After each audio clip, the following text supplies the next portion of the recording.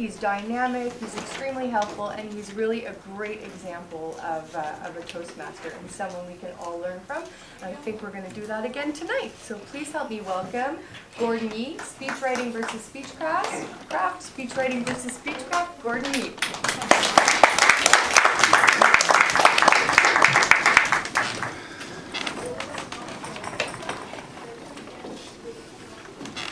Who here writes their speech? I mean, literally, at one point in your speech writing process, you write everything out longhand. Show of hands, please.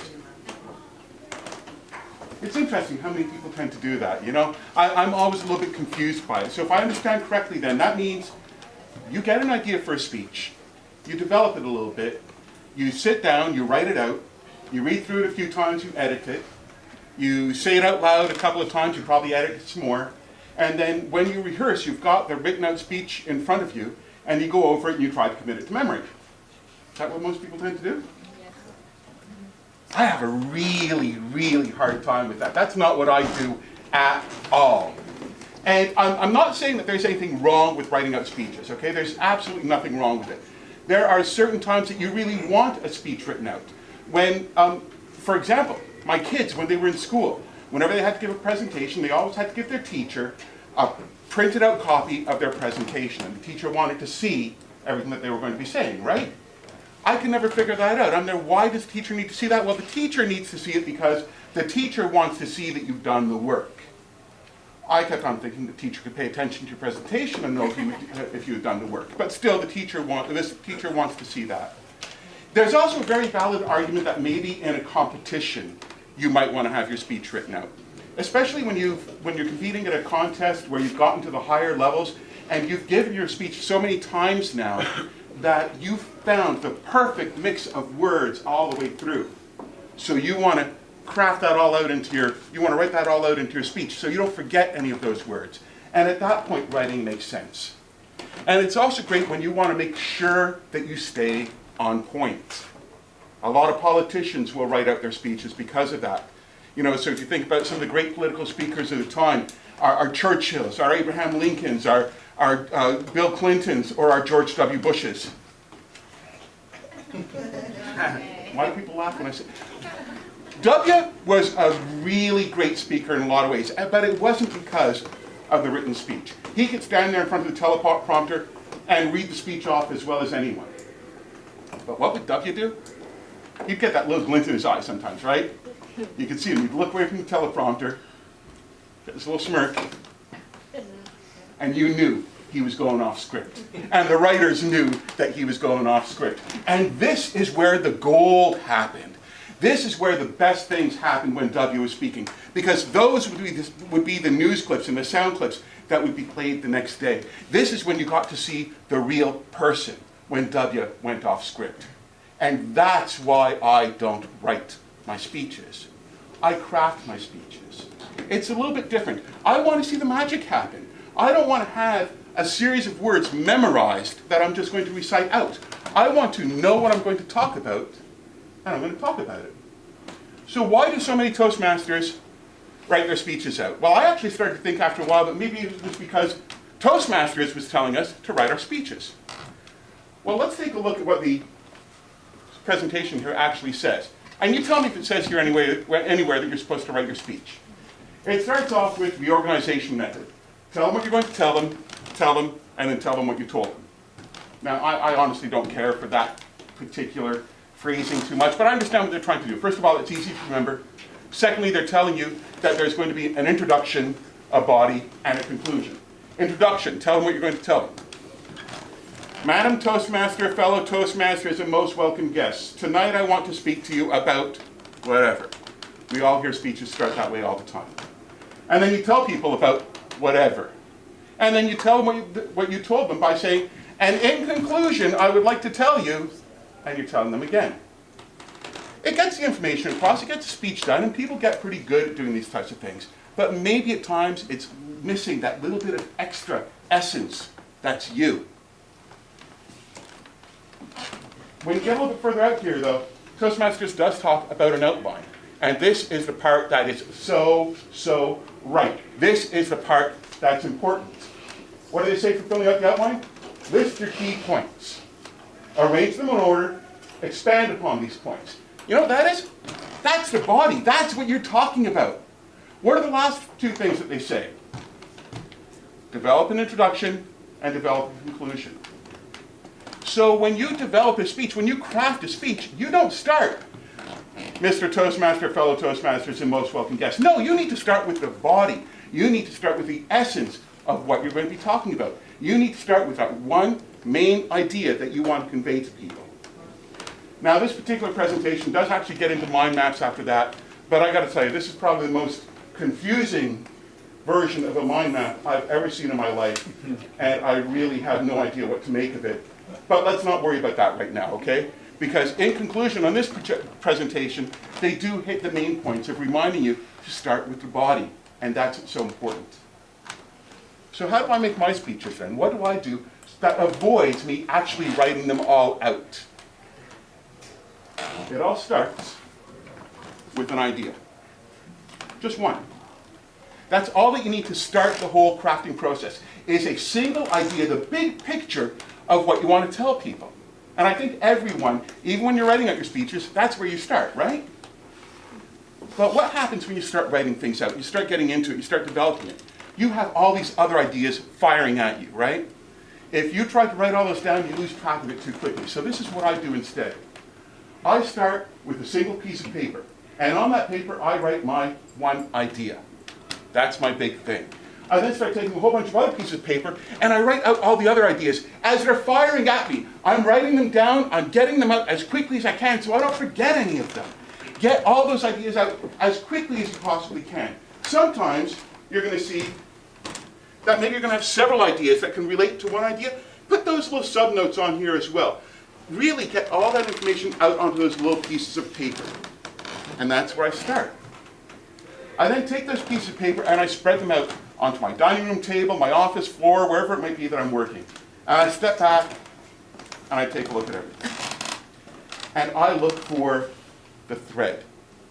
I look at all these pieces of pictures and say, what is the common thread that joins all of these things together?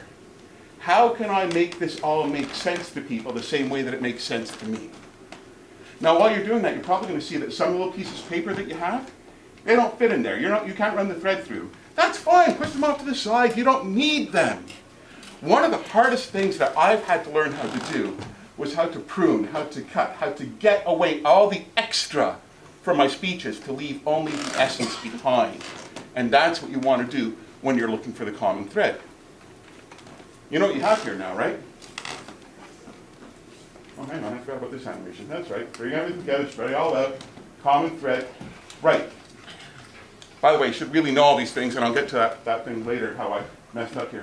What I do with all these pieces of paper is I rearrange them all, okay? In the middle, I put whatever I've decided my title will be.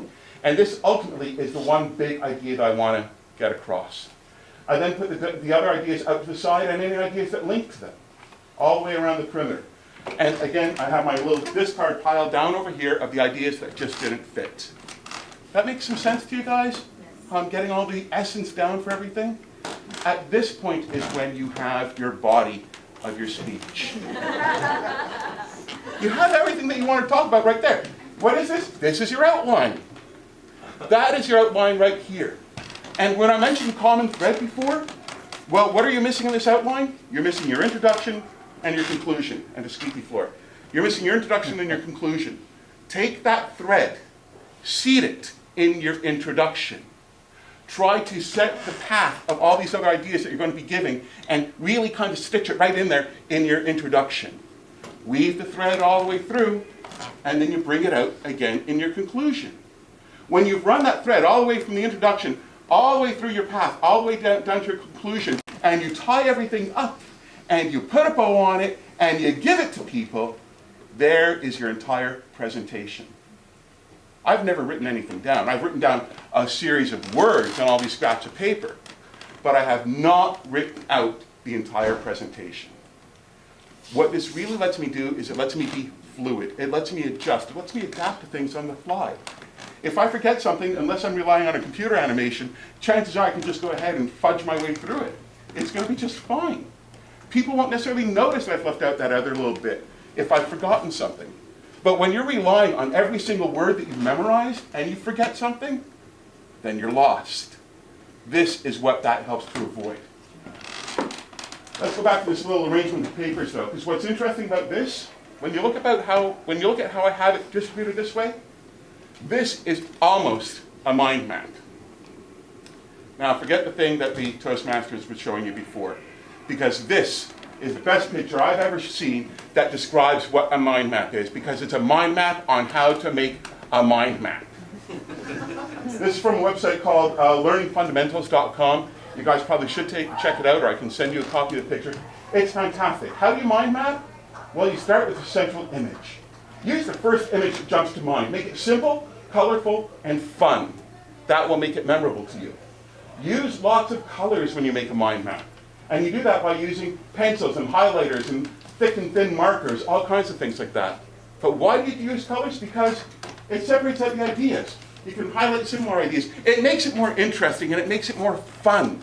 You can remember what the mind map looks like when you've walked away from it. And you always know where you are in the mind map because of those pictures and the colors and the shape and everything else. Curve your branches as you go along, because straight lines are boring and this is more interesting for your brain. Let the lines go from thick to thin, because then it shows you the importance of each issue as you go along. And again, helps you better understand everything. You draw pictures as much as possible. And I know it sounds silly, but crazy, exaggerated images work best. The more absurd you can make it in your mind on that paper, the easier you're going to remember what it is. So use pictures, because it doesn't need to be a work of art, and our minds think in pictures. If I say to you guys, don't picture a monkey, what are y'all thinking of right now? A monkey. Pictures are worth 1,000 words, so let the picture convey the 1,000 words to you, and you choose a few words and give it out to your audience. So use lots of pictures. Now, people who are really into it do advocate the use of paper. I go either way. I actually prefer using computers myself because I am a lousy artist, but that's only part of it. Like I say, it doesn't need to be a work of art. For me, I like using computers. I use an app called Simple Mind. Okay, that's available for the iPad and for iPhones. And Simple Mind is great because it's entirely portable. I can always work on it whenever I want to, and I always have it readily available. So that's why I like computers for that. You guys might remember from a few years ago, I gave a speech on shopping during the Christmas season. That was my speech right there. Maybe you'll recall my 5 tips to a better PowerPoint. That's the entire presentation. Or how about the one that I gave not too long ago when I talked about, last year during the human speech competition, I talked about getting my vasectomy, the big V. Yeah, some of you missed it. That is my entire presentation written out in this mind map. I have everything that I need here. I can look at this mind map for 2 minutes, and I'm ready to give this presentation again. That's the real benefit of mind maps. If you have everything written out, you're going to have to read through it a few times, and can you really remember it? I remember the picture, so I'm able to carry on. This is an hour-long seminar on leadership. Looks rather confusing, right? It's not so bad, because sometimes I just keep a copy of my mind map up here in front with me. So when I'm giving this leadership seminar, I can go off to the side of my lectern and I can take a glance at it and try to remember where I am. This was a presentation I gave for Caroline's organization group on the elusive skill of public speaking. 45 minutes long in that one thing. And this is my presentation tonight. You can see how I went through the whole thing, asking who writes out their speeches. I talk about the schools, and is it not the Toastmaster way? Yes, it is. I talked about how the bad aspects, how, actually I didn't talk about that. But did you guys notice? No, because it's okay. I carried on with the good stuff. I talked about how it kept you on point, and actually that's an old picture too, so that's part of the issue. I talked about how it kept you on point. I talked about W. Bush, and I know that right now, I am right up here talking about mind maps. When you go through everything this way, it really keeps you on track. And you'll notice that the very last thing that I have up here is about wrapping it up. By the way, this actually follows the colors of the rainbow over here, so that's how I know where I am. I'm at the blue, I'm at the end. I'm talking about wrapping things up. I'm going to go over the things I covered. I'm going to discuss some of the benefits of mind maps. I'm going to discuss some of the benefits of not writing out your speech. And by the end of it, with a proper conclusion, you guys could just kind of know that I've reached a logical end with things. I don't have to say those words in conclusion because you know I've brought everything together. You know that I've tied up those loose strings. And you know that hopefully I'm giving you this gift of a different way to craft your speeches. I'm your Toastmaster.